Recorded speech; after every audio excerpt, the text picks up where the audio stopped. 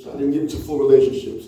So what I'm going to now move into is all of the topics that you all said that you wanted to talk about, that to make this a little bit more applicable. But before I go there, just by way of review, is there anything about Christian relationships that I did not cover? Now, I can't do it in 2 weeks. But my hope is that we will start becoming what we want others to become. And what do I mean by that? So I heard a lot of folks say, well, Christians ain't got no love for one another. We still talking about one another. We still kind of not mature enough. Well, whatever you put out, you got to now embody that and embrace that, and you must now become that, whether someone else does it or not. When you get a word, you now become responsible for that word. So I'm responsible to love. I'm responsible not to get upset, not to run out, not to run away. I am commanded to love you. It is not an option now. It's no more optional. If we're going to be this bride of Christ, this wonderful bride, which is his church. And by the way, the church is a beautiful organism. It's not just a building. It's a collection. We are connected to people all over the world. Yes, we are. As the bride of Christ, we are connected to people all over the world by being Christian, which simply means to be Christ-like. So my hope is that we continue to carry that and make sure that we're tying that together. But I want to make sure that, if you got any more thoughts about Christian relationships, what more can we do? This is an opportunity. So I'm going to take a few minutes to get you to talk a little bit instead of me talking to you all the time. What did I miss? What did we think you did not cover? What should have been covered? Because I can always come back to this, and I will. Because people talk about spiritual growth in our principles of kingdom productivity. But spiritual growth is going to accomplish all the things we're about to get into. From one level to another. All this is part of my spiritual growth. Loving you is part of my spiritual growth. Testifying is part of my spiritual growth. Celebrating is part of my spiritual growth. Thank you for celebrating your birthday all month long, because when my birthday comes around, I'm definitely celebrating. Because I'm going to be 25 the second time. So we are to celebrate and give God glory. First of all, not just the birthday, just to be born. We got to understand that life comes from God. Right there, life is a gift. I'm about to get into the finances, but I'm going to talk about how your life belongs to God. Everything you are is because of God. And someone else's life. And that's why we respect one another, even though we may have differences. It doesn't mean we're going to always get along, but nobody gets along all the time. Sometimes you got to confront people. But here's what I learned about people. Everybody's God's people, whether they believe in God or not, because we all come from the same source. So we're all belong to God, and life is a gift from God. Let me stop.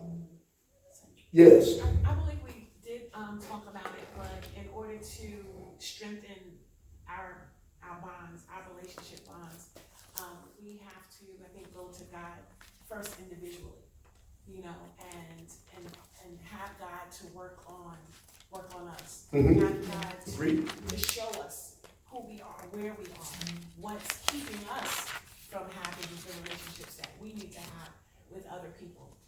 So saying, God, do it in me, because we can't go and try to do it with someone else if God isn't doing it with Absolutely. us. Because sometimes we hinder ourselves, and then because we hinder ourselves, we hinder those relationships.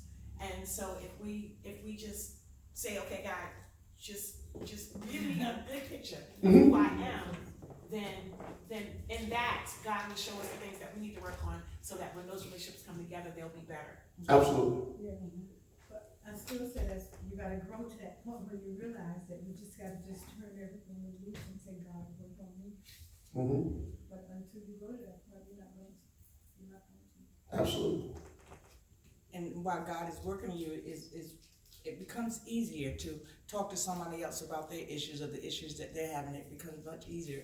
If you know who Christ is for yourself, then it's easier to listen to other people and their problems and what they're going through, even though sometimes some of the things that they're going through is not your stuff, but God can still handle it. Absolutely. Anybody else? Christian relationships.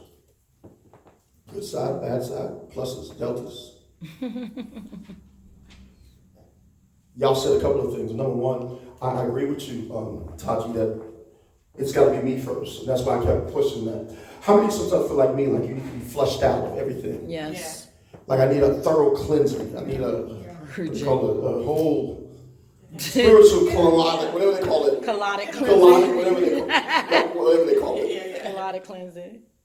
For a lot of folks, even in church, I think, and this is where the Spirit comes in, because the Spirit is water, right? Water's my, we need a flush, we need a cleansing of all this stuff. Because some of y'all been in church for more than 1 year, at least everybody in this room has been, of churchy stuff. So, you know, one of the things I'm asking God to do is not only the David point of Psalm 51, of creating me, cleanse up, but he says, you know, cleanse me with hyssop. Cleanse me with the stuff that's going to take away all this stuff that's in me, that's causing me not to be the product of you, of what you want me to be. Right. I mean, any hurt, I gotta let it go. That's what Adam just said. Anything that we argued about, I gotta get rid of. So really, David's like, Lord, flush me, like cleanse me thoroughly so that I can do what I need to do in order to be your witness and to be your light. And that's where I think the rubber meets the road, you know, and I'm disappointed because everybody not here in church for Bible study, because they need to get this word. That they need to be cleansed in their mind and their soul. We're going to go to Romans 12 again in a minute, because we're going to go down, because that's what exactly what this is. While I'm talking, you can go to Romans 12. You know, the relationship that I want to have with you, I've got to cleanse myself of anything negative about you. Right. And I got to stop having this animosity against you. So when you say me too, I'm like, Lord, whatever's in me that's stopping me from wanting to be close to my sister or my brother, then Lord, take that out of me so that I can be your total witness in every aspect of my life. So that's the area that I think that I missed, because I really wanted to deal with, you know, sanctifying me in a way that not only that I'm set apart for God, but I'm set apart for God's people. I want a better relationship with the church. That's a commitment. And so when, you know, you need to write down, if you're writing down, me first. Let me have a better relationship with people. Remember, I talked about not having these fake phony relationships. Just on Sunday, we go home and nothing else happens. You don't even hear from anybody. You know, even think about people joining the church. You know, we're going to be using some of you to call these people back. They joined for a reason. They also left for a reason. And I'm scared to find out why they left. But we got to deal with the realities of our humanity and what we do, so that we can be better even spiritually, because if we can deal with that, let the Spirit take over, then maybe we can be joined together. As our theme was this year, being more together in faith, we can come together. And I'm talking about that in every aspect. And so I'm glad and proud that you said me first, because me first is going to deal not only with my church relationships, it's going to deal with my family relationships, marriage relationships, dating relationships, work relationships. We're going to get into it all. We're going to deal how to do it. Even tonight, I'm going to deal a little bit about work.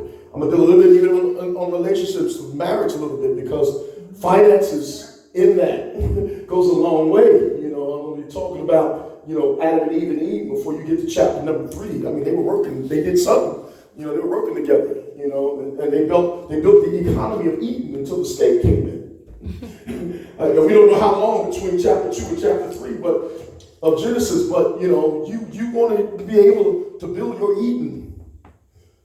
And I'll do that a little bit later. But there's an economy, God has an economy of people who's supposed to be bringing all of that power, all of that potential, all of that ability to this earth. And God says, I'm using y'all. And so if we don't do it right, the world ain't going to get it right. You hear what I'm saying? You about to say something, Abby? I hope you forgot your thought. See, I talked over you. I'm sorry. All right, go to Romans 12 real quick. We're going to deal with finances. Finances was number 1 on the board, so we're going to deal with that a little bit. And really what I'm going to give you I'm going to share some personal stuff, but not too deep. I'm really going to give you, by the end of the day, principles that all of us can use, that basically are kingdom principles that can be applied as of this moment. Real simple, real basic. So if you're writing, I'm glad you get some paper, get a pen, because you're going to be writing a lot. But go back to Romans 12, verse 1. I hope y'all are reading out of a King James version. If not, get it in your phone or your app or something like that, because I just found out that in the New King James version it sounds a little bit different, because there's a particular verse I'm going to get to. So tonight I'm dealing with the kingdom finances. Kingdom finances. Romans chapter 12, are you there? Amen. Some of y'all know the first 2 verses by heart, but at least y'all should know. Yeah. But I really want to go a little bit deeper in what Paul is really getting to this church in Rome. I'm not there though, because I moved my tab. Romans 12. Y'all there? Yes. Says this. This 12th chapter is really about dedicating our lives to God. Paul is making it real clear to this church that God wants a total commitment from each one of us. That is no longer us. This thing about dying to ourselves is for real when it comes to God.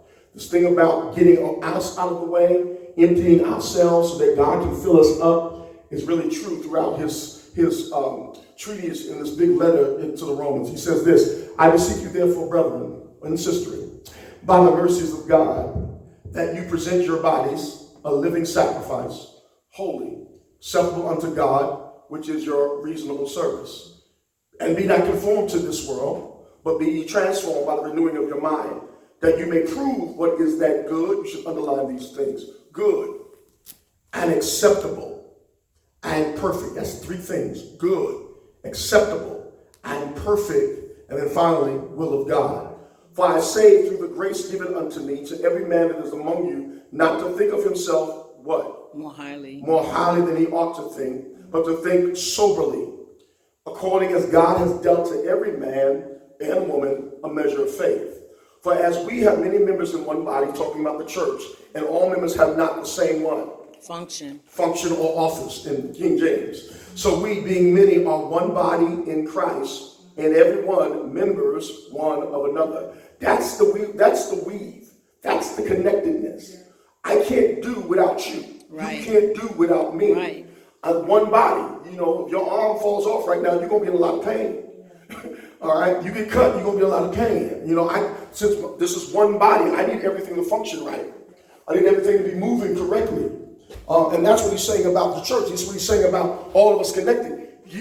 First rule about getting things together is being able to function correctly. Point one, out of this text anyway. I'm going to deal with some principles in a minute, but here we go. Having then gifts, differing according to the grace that is given to us, whether prophecy, let us prophesy, according to the proportion of faith, or ministry, let us wait on our ministering or our service, or he that teaches on teaching, on he that exhorteth, lifting up people, on exhortation, he that giveth, here we go. Let he that giveth, let him do it with simplicity. He that ruleth with diligence, he that showeth mercy with cheerfulness. Let love be without dissimulation. Abhor that which is evil. Clear principles. Cleave to that which is what? Every Christian up in this place ought to be looking to do good. I don't care what you see. I got to be on the good side of everything, on every coin. No matter how frustrated, and I know that's easier said than done. Just like me, I have my days too. I mean, that sounds right, but you know, but really, the push is to always be in the place where you can always do good. 10 says, be kindly, affectionate one another. That's that love again, with brotherly love, in honor, preferring one another. I don't need to be first. You can go first. I don't need to be on the fly. You can be on the fly. I don't need to be the person in the center of attraction. I prefer you to do it. I prefer you to pray, you to preach, you to teach. All right? I'm admonishing you. I'm encouraging, and by doing that, I'm encouraging the gifts that are in you. If I do it all the time, what's the point? Right. Pastoring is not for me to do it all the time. Right. Pastoring is for me to instruct you, to help you to grow, to come to a level of maturity, so you be able to do it on your own. It's called making disciples. And you as a disciple too should be making disciples too. Right. That is not just for the pastor's job. Jesus said, go ye therefore and make disciples. They didn't have an ordination service. They didn't get a certificate in their hand. They didn't have no robe on. They just went and did what? Preach, teach the gospel, what Jesus shared with them. And that's what we got to do on a regular basis. That's what we got to share. However, I'm coming to this great verse in number 11, because this is going to start us in our finances. He says these wonderful words, not slothful in business. Not slothful In business. in business, fervent in spirit, serving the Lord. And he goes on, I'll do the 12th verse. Rejoicing in hope, patient in tribulation, continuing instant in prayer, instant, ready to pray at all times. We got a church now today that don't like prayer. I don't know what it is about prayer and praying with God's people. But let me stop there because we're dealing with finances. Not slothful, underline that, not slothful in business. If I was to ask you, what does slothful mean? What does that mean? Slacking, slow. Yeah, you could. Not no energy. Energy, right? What else?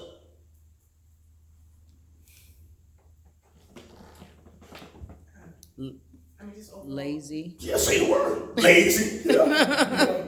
putting things off, being hesitant. Mm-hmm. Procrastination. Yes. Mm-hmm. What else?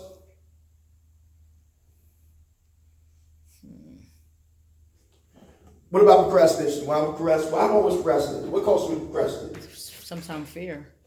Fear what? Fear of succeeding. Some people. I would say some people just outright lazy. They are. Some people procrastinate at night. They're slow for the night. You know, they ain't going because they tired. Right? You know, it's gonna rain. They got a place to park. No, but Paul, this whole text is about no excuses. It really is. Right. I look at this, I'm like, you know what? We telling everybody, you ain't got no excuse. No excuses. Slowful in business, you ain't got no excuse to be doing what God told you to do. Right. We got too many excuses. Right? Let me give you the word for slowful though. And I looked it up. He says, listen, the word slowful means to be lazy. Another word called indolent, I-N-D-O-L-E-N-T. I'm going to talk about what this is. Slowful means not easily aroused to activity. I mean, slowful means like, you know, you don't feel like doing nothing.